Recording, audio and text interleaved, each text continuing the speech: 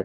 তো আরেকটা হচ্ছে ধরেন আমি খেতে চাই বা আমি ক্ষুধার্ত, এটাকে কিভাবে বলা যায়? এটাকে বলবেন হচ্ছে ইয়া হাচু ইয়েস্ট, ইয়া হাচু ইয়েস্ট, আমি খেতে চাই। এই যে ইয়েস্ট, এই যে ইয়েস্ট যে শব্দটা, এই শব্দটা দুটো মানে, একটা হচ্ছে খাওয়া আর একটা হচ্ছে আছে।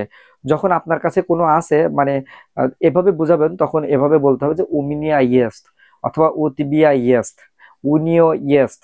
হ্যাঁ, এভাবে উনিও ইয়েস্ট এভাবে বলবেন।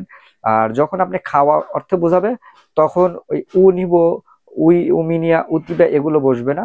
তখন আপনার খাওয়া অর্থে যেভাবে বসে ইয়া খাচু ইয়েস, আমি খেতে চাই বা আমি ক্ষুধার্ত।